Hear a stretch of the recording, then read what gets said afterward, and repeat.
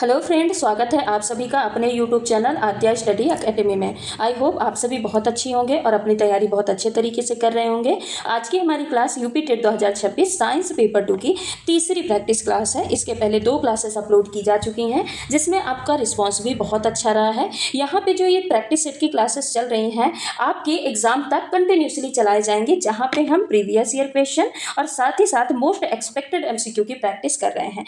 हम प्रश्नों की प्रैक्टिस के साथ साथ रिवीजन पे भी फोकस कर रहे हैं। जैसे मान लीजिए एक हमने पोषण टॉपिक का प्रश्न लिया। अब पोषण टॉपिक के और जो इंपॉर्टेंट फैक्ट है, प्रश्न तो हमने पढ़ ही लिया, प्रश्न का आंसर भी देख लिया, लेकिन इससे रिलेट करके और जो इंपॉर्टेंट फैक्ट बन सकते हैं जिनसे कि आपके एग्जाम में क्वेश्चन आएंगे, हम उस इंपॉर्टेंट फैक्ट को भी क्वेश्चन के साथ ही साथ पढ़ते चलेंगे, जिससे आपके क्वेश्चन के साथ उस टॉपिक का रिवीजन भी हो और आप क्वेश्चन की प्रैक्टिस कर ही रहे हैं। साथ ही साथ आपको मॉक टेस्ट को नहीं भूलना है, मॉक टेस्ट भी देते रहना है। मॉक टेस्ट देने के बाद उसको एनालाइज भी करना है। एनालिटिक के बाद आप ये देखिए कहाँ पे कमी रह रही है, यानी जहाँ से सबसे ज़्यादा क्वेश्चन गलत हो रहे हैं, आप उस टॉपिक को वापस से रिवाइज करिए और उस टॉपिक के जितने भी इंपॉर्टेंट क्वेश्चन बन सकते हैं आप उनकी प्रैक्टिस करिए। अगर आप ऐसे इस स्ट्रैटेजी के साथ 20 से 22 दिन आप पढ़ाई करते हैं तो आपका UP TET exam easily qualify हो जाएगा।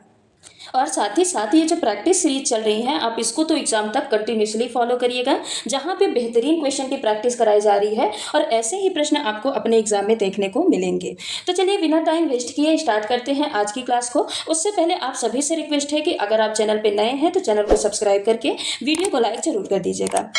आज का हमारा पहला प्रश्न क्या है कि निम्नलिखित में से कौन सा एक प्राकृतिक रेशा नहीं है? एक्रिलिक, कॉटन, सिल्क या फिर जूट? बताइए प्राकृतिक रेशा इनमें से कौन सा नहीं है। सबसे पहले आप ये बताइए कि प्राकृतिक रेशा होता क्या है। भाई प्राकृतिक रेशा बताने से पहले आपको ये तो पता होना चाहिए ना कि प्राकृतिक रेशा होता क्या है। तो देखिए जो रेशे होते हैं 2 प्रकार के होते हैं। एक कैसे होते हैं? प्राकृतिक रेशे होते हैं। कैसे होते हैं? प्राकृतिक। और दूसरे कैसे होते हैं? कृत्रिम रेशे। ठीक है। अब जो प्राकृतिक रेशे होते हैं वो ऐसे रेशे होते हैं जो उन्हें प्रकृति से मिलता है। प्रकृति से मतलब अब प्रकृति में क्या आते हैं? प्रकृति में या तो पौधे आएंगे और या तो क्या आ जाएंगे? जीव आ जाएंगे, यानी जीव जंतु आ जाएंगे।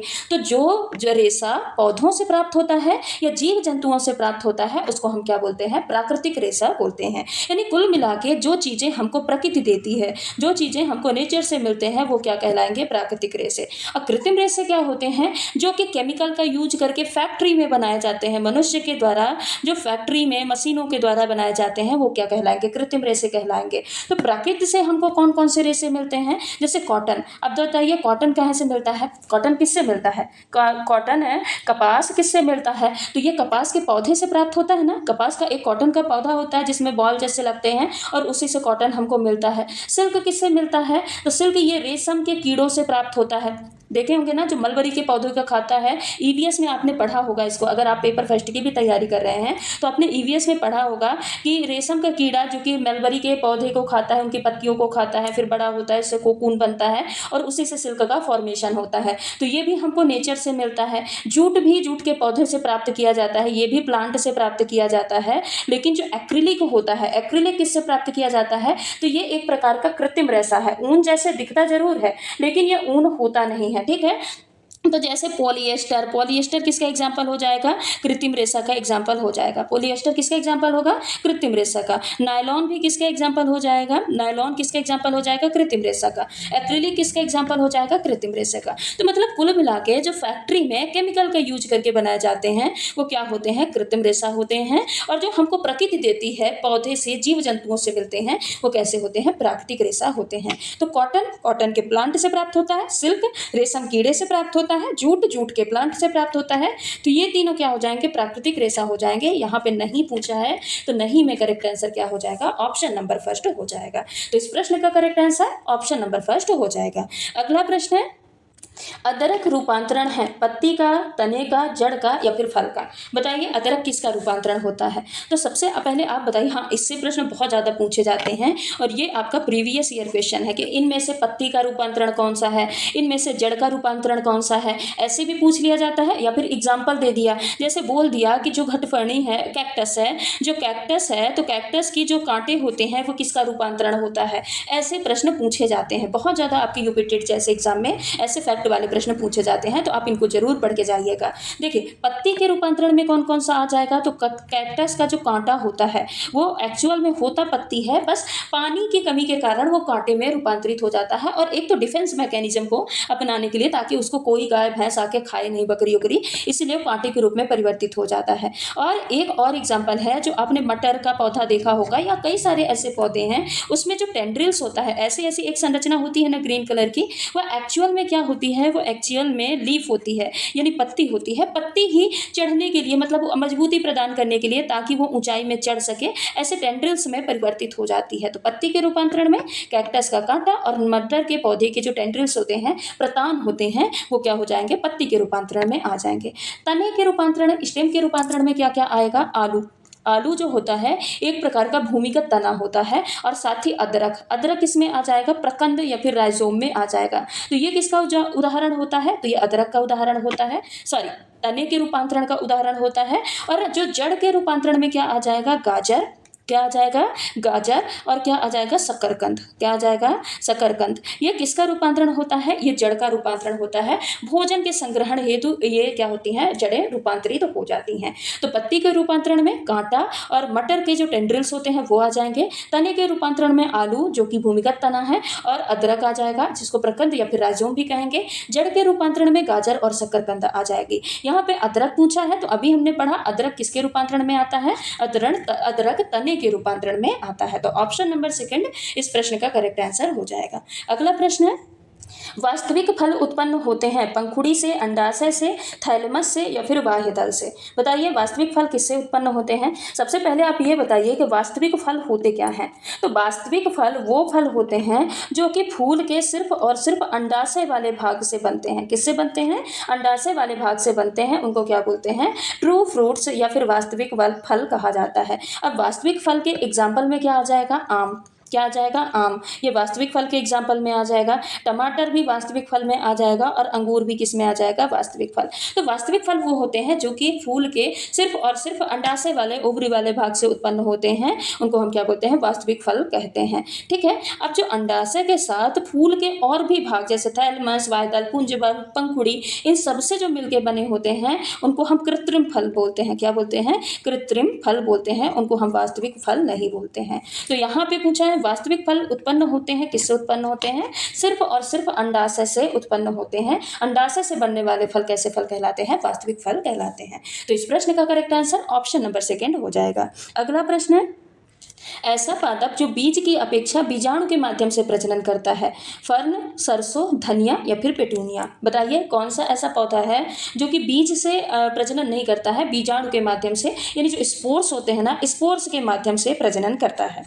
अच्छा देखिए, जो सरसों, धनिया और पेटूनिया होते हैं ना, ये इसमें बीज बनते हैं। अब जब इसमें बीज बनते हैं तो ये प्रजनन किसके माध्यम से करेगा, बीज के माध्यम से करेगा। किसके माध्यम से करेगा, बीज के माध्यम से करेगा। लेकिन फर्न एक ऐसा पौधा होता है, ये हरे कलर का होता है, इसमें लंबी लंबी पत्तियां होती हैं। तो ये ऐसा हरा पौधा होता है जिसमें बीज नहीं होता, इसमें बीज नहीं होता है, यानी बीज रहित पौधा होता है। और ये पाया कहाँ जाता है, नम स्थान में पाया जाता है और छायादार स्थान में पाया जाता है। तो जो फर्न होता है ऐसा हरा पौधा होता है जिसमें बीज नहीं होता, यानी बीज रहित होता है, और ये नम और छायादार स्थान में पाया जाता है। अब जब इसमें बीज नहीं होता है तो ये प्रजनन किसके माध्यम से करेगा, तो ये प्रजनन करेगा स्पोर्स के माध्यम से, यानी बीजाणु के माध्यम से प्रजनन करता है। इसीलिए इसको बीजाणुधारी पौधा कहा जाता है। क्या कहा जाता है, बीजाणुधारी पौधा कहा जाता है। आपके यूपी टेट के एग्जाम में या फिर किसी टेट के एग्जाम में यही पूछा गया था कि इनमें से कौन सा बीजाणुधारी पौधा है। तो आप यहाँ पे ध्यान रखिएगा कि जिस पौधे में बीज नहीं होता है, जो स्पोर्स के माध्यम से प्रजनन करते हैं, क्या कहलाते हैं, बीजाणुधारी पौधा। और जो फर्न है ना, फर्न एक प्रकार का बीजाणुधारी पौधा होता है, ये बीजाणु के माध्यम से प्रजनन करता है, इसमें बीज नहीं होते। तो इस प्रश्न का करेक्ट आंसर क्या हो जाएगा, ऑप्शन नंबर फर्स्ट हो जाएगा। एक और एग्जाम्पल याद रखिएगा, जो मॉस होता है ना, मॉस भी स्पोर के माध्यम से प्रजनन करता है।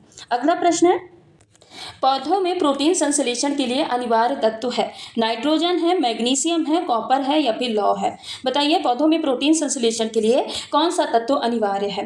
देखिए बाकी सारी चीज जो पोषक तत्व होते हैं, अगर हम कार्बोहाइड्रेट की बात करें तो कार्बोहाइड्रेट किससे किससे मिलकर बना होता है, कार्बन, हाइड्रोजन और ऑक्सीजन से मिलकर बना होता है, ठीक है। लेकिन जो प्रोटीन होता है, प्रोटीन किससे मिलकर बना होता है, प्रोटीन मिलकर बना होता है कार्बन, हाइड्रोजन, ऑक्सीजन और नाइट्रोजन। यानी इस कॉम्बिनेशन से एक चीज समझ में आ रही है कि प्रोटीन के निर्माण के लिए नाइट्रोजन तो जरूरी ही जरूरी है। अगर नाइट्रोजन नहीं होगा तो प्रोटीन का निर्माण नहीं होगा। तो प्रोटीन बनाने के लिए नाइट्रोजन सबसे ज्यादा आवश्यक होता है, क्योंकि जो प्रोटीन होता है ना वो किससे मिलकर बना होता है, अमीनो एसिड से। किससे मिलकर बना होता है, अमीनो एसिड से मिलकर बने होते हैं। और जो अमीनो एसिड होते हैं उसमें नाइट्रोजन पाया जाता है। इसीलिए पौधों में प्रोटीन के संश्लेषण के लिए भी कौन सा तत्व जरूरी होता है, नाइट्रोजन जरूरी होता है। बाकी जो मैग्नीशियम है ये क्लोरोफिल का प्रमुख घटक हो जाएगा। किसका हो जाएगा, क्लोरोफिल का एक प्रमुख घटक हो जाएगा। जो तांबा है ये बहुत सारे एंजाइम में एक को फैक्टर की तरह काम करता है। आयरन ये क्लोरोफिल के निर्माण में और श्वसन में भी इंपॉर्टेंट होता है। लेकिन यहाँ पे प्रोटीन संश्लेषण की बात की गई है, तो प्रोटीन संश्लेषण के लिए कौन सा तत्व अनिवार्य है, नाइट्रोजन। ठीक, तो इस प्रश्न का correct answer option number first हो जाएगा। अगला प्रश्न है, निम्नलिखित में से कौन सा एक गैर संचारी रोग है, अर्थराइटिस, रिकेट्स, हाइपरटेंशन या फिर कॉलरा। देखिए जो रोग भी होते हैं ना, रोग दो तरीके के होते हैं। एक होता है संचारी रोग, क्या होता है, संचारी रोग, और दूसरा क्या होता है, गैर संचारी। क्या होता है, गैर संचारी। तो यहाँ पे क्या पूछा है, कौन सा गैर संचारी रोग नहीं है, ठीक है। यानी यहाँ पे ये पूछा है कि इनमें से कौन सा संचारी रोग है। बस चाहे संचारी रोग है पूछ ले तब भी वही आंसर होगा, और यहाँ पे पूछा गैर संचारी रोग नहीं है तब भी वही आंसर होगा। तो बताइए संचारी और गैर संचारी रोग होते क्या हैं। तो संचारी रोग या कम्युनिकेबल डिसीज वो डिसीज होती हैं जो किसी न किसी पैथोजन के माध्यम से होती हैं। किसके माध्यम से होती हैं, पैथोजन।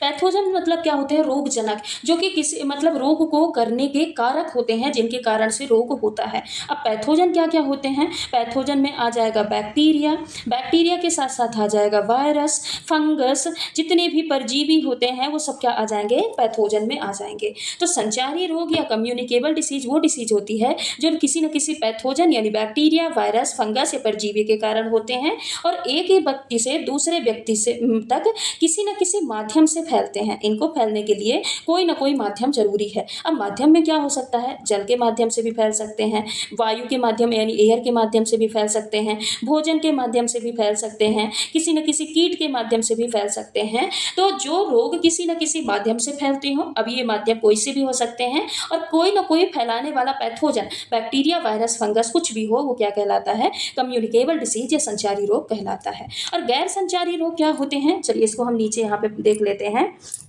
गैर संचारी रोग वो रोग होते हैं जो कि किसी न किसी जिसको फैलने के लिए किसी माध्यम की जरूरत नहीं होती, यानी ये एक व्यक्ति से दूसरे व्यक्ति तक नहीं फैलते हैं। ये प्रायः किसके कारण होते हैं, अनुवांशिक के कारण होते हैं। किसके कारण होते हैं, किसी न किसी अनुवांशिक विकार के कारण होते हैं, या फिर आपके लाइफ स्टाइल में कोई भी चेंजेस आई है उसके कारण हो सकते हैं, या आपके पोषण में कोई भी चेंज आया है यानी आपने ठीक से भोजन वगैरह नहीं लिया उसके कारण हो सकते हैं। तो इसको क्या बोलते हैं, गैर संचारी रोग बोलते हैं, ठीक है। इसमें हाइपरटेंशन, कैंसर, ये सब चीजें किसमें आ जाएंगी, गैर संचारी रोग में आ जाएंगी। तो यहाँ पे देखिए गैर संचारी रोग, इनमें से 3 गैर संचारी रोग होंगे और 1 संचारी रोग होगा। तो देखिए जो अर्थराइटिस होता है, अर्थराइटिस में क्या होता है, जोड़ों में सूजन आ जाता है। क्या आता है, जोड़ों में सूजन आ जाता है। जोड़ों में सूजन ये एक व्यक्ति से दूसरे व्यक्ति में छूने से फैल सकता है क्या, जल से, हवा से, भोजन से फैल सकता है क्या, नहीं फैल सकता। तो ये क्या हो जाएगा, एक प्रकार का गैर संचारी रोग हो जाएगा।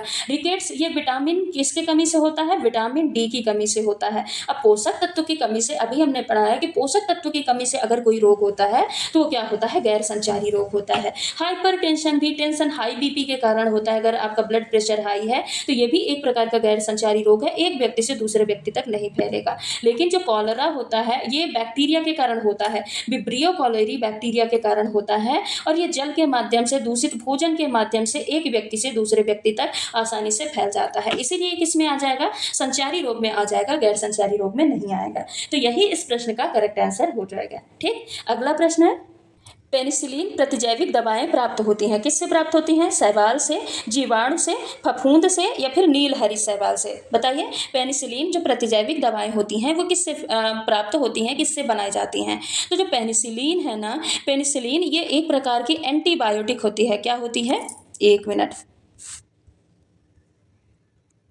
हाँ, क्या होती है? एक प्रकार की एंटीबायोटिक दवाई यानी प्रतिजैविक दवाई होती है। अब एंटीबायोटिक है तो ये किससे बनी होगी? ये एक प्रकार के फफूंद से बनी है और उस फफूंद का नाम क्या है? पेनिसिलियम। क्या नाम है? पेनिसिलियम। तो जो पेनिसिलिन है, पेनिसिलिन एक प्रकार की एंटीबायोटिक है और ये पेनिसिलिनियम फफूंद से या फंगस से बनी है। किससे बनी है? फंगस से बनी एक एंटीबायोटिक है। अब इसकी खोज किसने की? जो पेनिसिलिन है इसकी बनाया किसने, इसकी खोज किसने की? तो इसकी खोज अलेक्जेंडर फ्लेमिंग ने की थी। किसने की थी? अलेक्जेंडर फ्लेमिंग ने की थी। और कब की थी? 1928 में की थी। ठीक है, तो ये कुछ इंपॉर्टेंट फैक्ट है, आपको याद रखना है। पेनिसिलिन फंगस से बनी है। फंगस का नाम पूछ लिया जाए तो पेनिसिलियम फंगस से बनी है। एक प्रकार की एंटीबायोटिक है। एंटीबायोटिक है तो ये जीवाणु के द्वारा जो रोग होते हैं उन पे कार्य करती है, उन पे असर करती है। खोज किसने की? फ्लेमिंग, अलेक्जेंडर फ्लेमिंग ने की। कब की? 1928 में की। ठीक है, बाकी इस प्रश्न का करेक्ट आंसर ऑप्शन नंबर 3 हो जाएगा। अगला प्रश्न है, निम्नलिखित में से कौन सा ऊर्जा का स्रोत नहीं है? वसा, विटामिन, प्रोटीन तथा कार्बोहाइड्रेट। अब देखिए यहाँ पे आपको कंफ्यूजन हो रहा होगा कि ये सारे पोषक तत्व हैं, वसा भी, विटामिन भी, प्रोटीन भी, मतलब सारी पोषण के अंतर्गत आते हैं, कार्बोहाइड्रेट भी। अब जब सारे पोषण के अंतर्गत आते हैं तो क्या ये हमको एनर्जी नहीं देते होंगे? तो नहीं। जो फैट होता है ना, वसा होता है, देखिए एक एक चीज़ों को हम पढ़ते हैं। जो फैट होता है इससे शरीर को सबसे अधिक ऊर्जा मिलती है। देखिए सबसे अधिक ऊर्जा मिलना और सबसे अधिक पूर्ति होना ऊर्जा की, ये अलग अलग दोनों डिफरेंट बातें हैं। ठीक है, तो सबसे अधिक अगर हमको ऊर्जा की बात की जाए तो सबसे अधिक ऊर्जा कहाँ से मिलती है? तो सबसे अधिक ऊर्जा मिलती है फैट से। लगभग 1 ग्राम अगर वसा की बात की जाए, 1 ग्राम वसा से 9 किलो कैलोरी एनर्जी हमको प्राप्त होती है। और ये वसा क्या होता है? अब ये फैटी टिश्यू यानी ऊतक के नीचे फैट के रूप में स्टोर्ड रहता है, इसीलिए क्या करता है? ये बॉडी को गर्म रखने का काम करता है। वहीं पे जो प्रोटीन होता है, प्रोटीन भी हमको एनर्जी देता है, प्रोटीन से भी हमको ऊर्जा मिलती है। लेकिन 1 ग्राम प्रोटीन से हमको कितनी ऊर्जा मिलती है? 4 किलो कैलोरी ऊर्जा लगभग हमको प्राप्त होती है। लेकिन प्रोटीन ऊर्जा हमको सबसे लास्ट में देता है, जब कार्बोहाइड्रेट की भी एनर्जी खत्म हो गई, वसा की भी एनर्जी खत्म हो गई, प्रोटीन की एनर्जी जब हमको लास्ट में जब कुछ नहीं बचता है तब हमको प्रोटीन एनर्जी देता है। लेकिन जो मेन प्रोटीन का काम होता है वो क्या काम होता है? वृद्धि एवं विकास। क्या काम होता है इसका?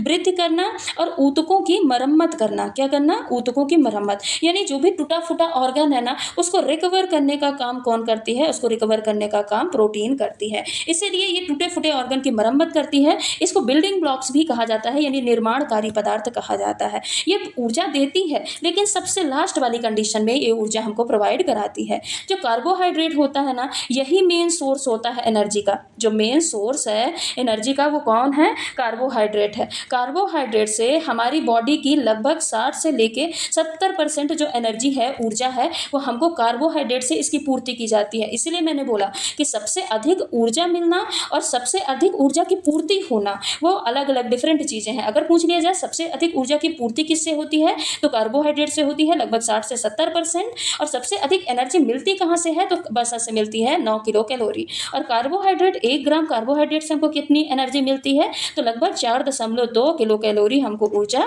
1 ग्राम कार्बोहाइड्रेट से मिलती है। लेकिन जो विटामिन है, अब बताइए विटामिन क्या काम करता है? तो विटामिन हमको रोगों से रक्षा करता है। क्या करता है? रोगों से रक्षा करता है, लेकिन ये कोई भी ऊर्जा प्रदान नहीं करता है। इसीलिए इस प्रश्न का करेक्ट आंसर ऑप्शन नंबर 2 हो जाएगा। यहाँ पे पूछा है कि कौन सा ऊर्जा का स्रोत नहीं है, तो जो विटामिन है ना, विटामिन ये ऊर्जा का स्रोत नहीं है, इससे हमको एनर्जी नहीं मिलती है। बस ये क्या करता है? जो भी रोग हैं हमारे बॉडी को, जो रोग होने वाले रहते हैं उनसे प्रोटेक्ट करने का काम करता है, उनसे रक्षा करने का काम करता है। इसीलिए इस प्रश्न का करेक्ट आंसर ऑप्शन नंबर 2 हो जाएगा। अगला प्रश्न है, डीएनए कोडिंग सेगमेंट किसको कहा जाता है? बताइए किसको कहा जाता है? इंट्रॉन को कहा जाता है, कोडॉन को कहा जाता है, न्यूट्रॉन को कहा जाता है या फिर एक्सॉन को कहा जाता है?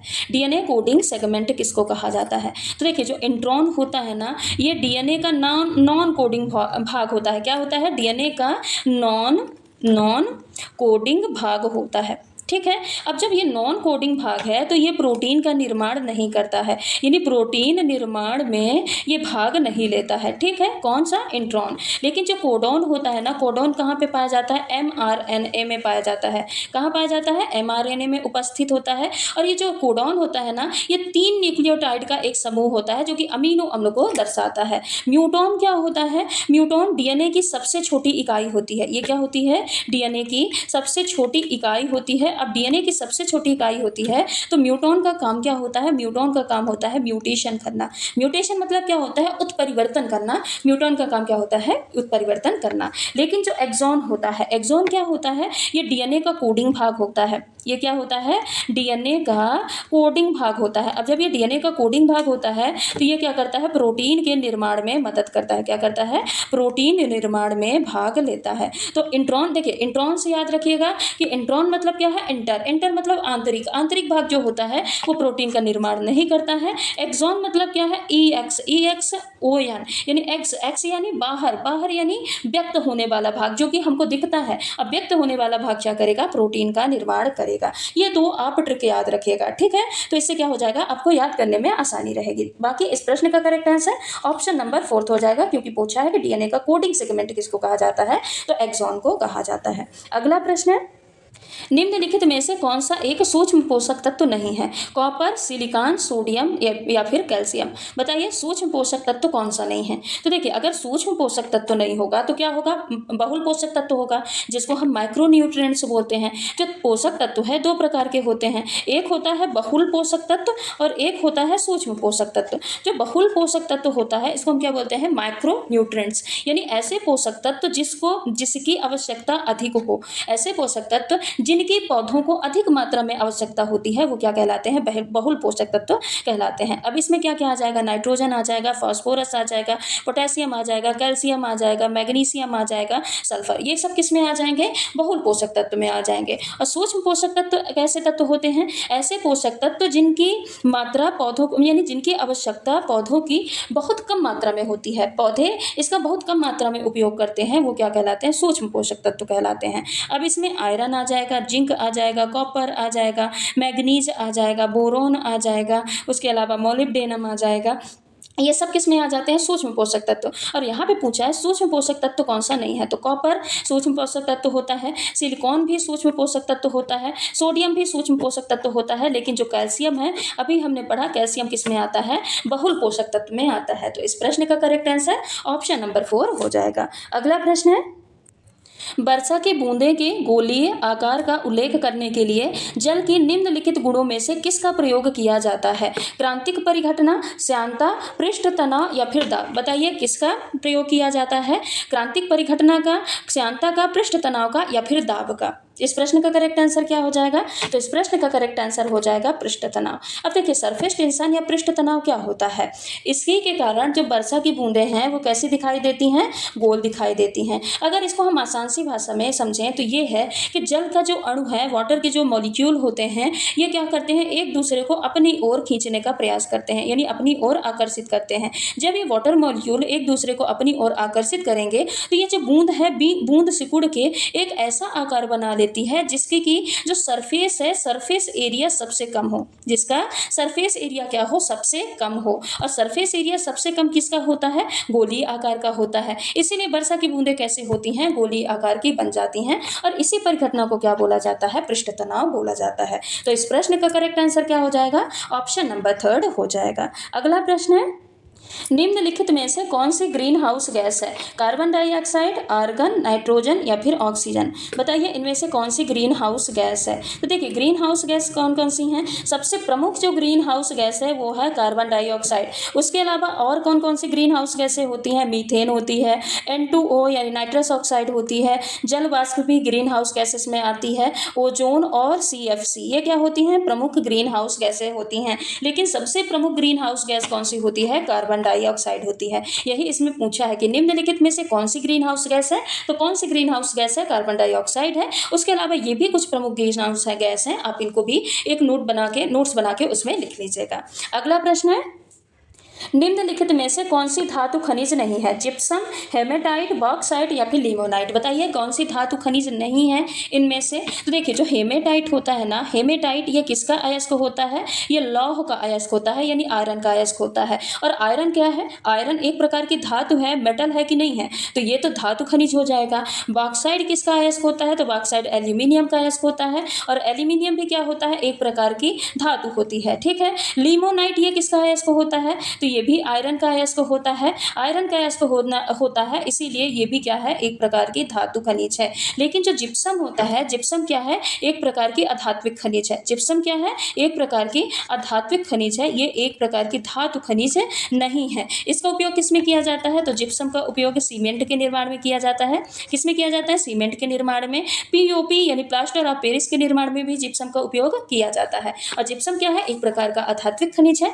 इसीलिए इस प्रश्न का यह करेक्ट आंसर हो जाएगा। अगला प्रश्न है, निम्नलिखित धातुओं में से कौन सा द्रव है? सल्फर, ब्रोमीन, आयोडीन या फिर फास्फोरस। कुल मिला के ये पूछा है कि निम्नलिखित धातुओं में से कौन सी धातु है जो कि द्रव अवस्था में पाई जाती है। लेकिन देखिए जो धातुएं होती हैं, धातुओं के मेन जो प्रॉपर्टी होती है क्या होती है? धातुओं में चमक पाई जाती है। धातुएं कैसी होती हैं? चमकीली होती हैं, इनमें चमक पाई जाती है। मोस्टली जो धातुएं होती हैं कैसी होती हैं? ठोस होती हैं, यानी ये कठोर होती हैं। ठीक है। धातुओं में भंगुरता का गुण नहीं पाया जाता। ये कैसी होती हैं? भंगुरता का गुण नहीं पाया जाता है। ये कैसी होती हैं? ध्वनिक होती हैं, यानी धातुओं में ध्वनि का गुण, इनको अगर हम पीटेंगे तो इनमें से एक ध्वनि उत्पन्न होती है। धातुएं कैसी होती हैं? चाहे विद्युत हो चाहे ऊष्मा हो, उसकी चालक होती है। धातुओं में आघात वर्धनीयता का गुण पाया जाता है। आघात वर्धनीयता मतलब क्या होता है कि अगर हम धातु को पीट के पतली चादर के रूप में बदल देते हैं तो वो टूटे नहीं, पतली चादर के रूप में परिवर्तित हो जाए, उसको हम क्या बोलते हैं? आघात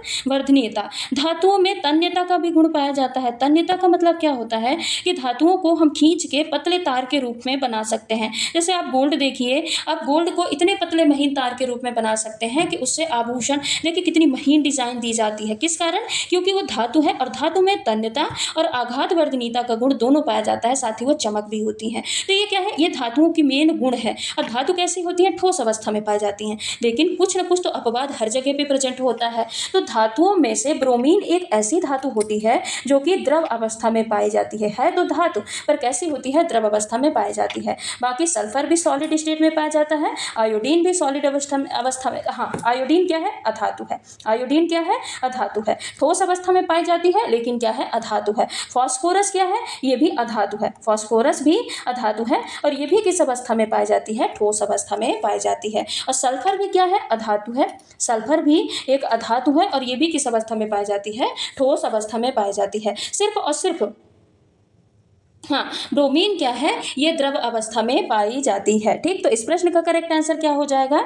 इस प्रश्न का करेक्ट आंसर हो जाएगा ऑप्शन नंबर सेकंड। अगला प्रश्न है, थोड़ा सा यहाँ पे प्रश्न को सुधार लीजिएगा, यहाँ पे अधातु होना चाहिए, क्योंकि ब्रोमीन भी एक प्रकार की अधातु है। ठीक है। ये द्रव अवस्था में पाई जाती है, बाकी सारे ठोस अवस्था में। और ये मैंने आपको धातुओं का गुण बता दिया, इसी का जस्ट अपोजिट अधातुओं का गुण होता है। ठीक है। और ब्रोमीन भी क्या है? एक प्रकार की अधातु है। थोड़ा सा यहाँ पे प्रश्न पे सुधार कर लीजिएगा। ठीक है। अब अगला प्रश्न पे चलते हैं। अगले प्रश्न पे, किस वैज्ञानिक ने रेडियोधर्मी तत्व यानी रेडियम की खोज की? बेंजामिन फ्रैंकलिन ने, आइजैक न्यूटन ने, अल्बर्ट आइंस्टीन ने या फिर मैडम क्यूरी ने?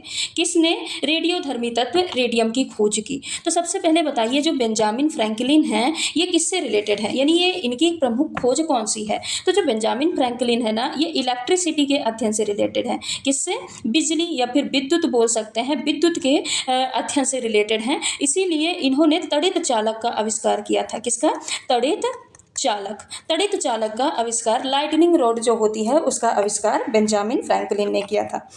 आइजैक न्यूटन ने किसके बारे में बताया था? तो गुरुत्वाकर्षण का नियम। किसके बारे में? गुरुत्वाकर्षण के नियम के बारे में किसने बताया? आइजैक न्यूटन ने बताया। साथ ही इन्होंने गति के 3 नियम भी दिए थे। तो गति के नियम और गुरुत्वाकर्षण के नियम, इसके बारे में आइजैक न्यूटन ने बताया। अल्बर्ट आइंस्टीन ने, इन्होंने थ्योरी ऑफ रिलेटिविटी यानी सापेक्षता का सिद्धांत दिया था। किसका सिद्धांत दिया था? सापेक्षता का सिद्धांत किसके द्वारा दिया गया था? अल्बर्ट आइंस्टीन के द्वारा किया था। और मैडम क्यूरी ने रेडियोधर्मी तत्व रेडियम की खोज की थी। तो इस प्रश्न का करेक्ट आंसर ऑप्शन नंबर 4 हो जाएगा। अगला प्रश्न है, किस कारण से स्टोन कैंसर होता है? रेडियोधर्मिता, अम्ल वर्षा, विश्वव्यापी तापन या फिर जीवाणुविक क्रिया? किसके द्वारा अम्ल वर्षा होती है, सॉरी स्टोन कैंसर होता है?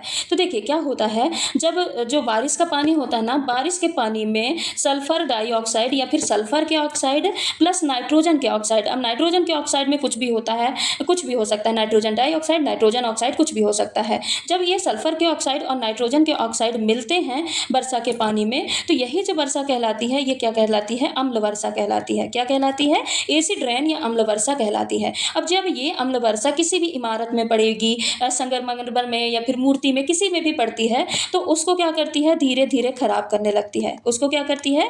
धीरे धीरे उसको खराब करने लगती है। और इसी ये जो खराबी होती है पत्थरों में, ये जो पत्थर जो पीले रंग के, भूरे रंग के पड़ने लगते हैं, इसी को हम क्या बोलते हैं? स्टोन कैंसर बोलते हैं। स्टोन यानी क्या है? पत्थर, और कैंसर यानी उसको खराब होना, किसी चीज का खराब होना, कैंसर। तो इसी को क्या बोलेंगे? स्टोन कैंसर बोलेंगे। तो स्टोन कैंसर किसके कारण होता है? अम्ल वर्षा के कारण होता है। किसके कारण होता है? अम्ल वर्षा या एसिड रेन के कारण होता है। ठीक है, तो इस प्रश्न का correct answer option number second हो जाएगा। अगला प्रश्न है, ब्राइन है क्लोरीन का जलीय विलयन, NaCl का संतृप्त विलयन, विरंजक चूर्ण का सामान्य नाम है, या फिर Na2SO4 का जलीय विलयन है? बताइए ब्राइन क्या है? तो देखिए ब्राइन क्या होता है, जब नमक और पानी, दो चीज, नमक प्लस पानी, अब नमक और पानी का पतला विलयन नहीं, नमक और पानी का जो गाढ़ा विलयन होता है, उसी को हम क्या बोलते हैं? ब्राइन बोलते हैं। यानी अगर आप इजी भाषा में ये समझिए कि पानी है, ठीक है, पानी में आप इतना ज़्यादा नमक डाल दिए, इतना ज़्यादा नमक ऐड कर दिए कि उसका एक गाढ़ा सा विलयन तैयार हो, एक गाढ़ा सा घोल तैयार हो जाता है, जिसे को क्या बोलते हैं? ब्राइन कहते हैं। यानी NaCl का संतृप्त विलयन। असंतृप्त विलयन क्यों बोलेंगे? संतृप्त विलयन इसलिए बोलेंगे क्योंकि इसमें इतना ज़्यादा नमक ऐड हो चुका है कि अब इससे ज़्यादा नमक इसमें ऐड नहीं हो सकता, यानी ये अपने आप में संतृप्त हो चुका है, इसीलिए इसको क्या बोलेंगे? ब्राइन बोलेंगे। तो NaCl का जो संतृप्त विलयन होता है, उसी को क्या बोलते हैं? ब्राइन बोला जाता है। ठीक है, तो इस प्रश्न का correct answer option number second हो जाएगा। अगला प्रश्न है, हरे फलों को कृत्रिम ढंग से पकाने हेतु प्रयुक्त गैस है हाइड्रोजन, एसिटिलीन, ईथेन या फिर नाइट्रोजन? कौन सी गैस है जो हरे फलों को कृत्रिम ढंग से पकाने के लिए प्रयुक्त होती है?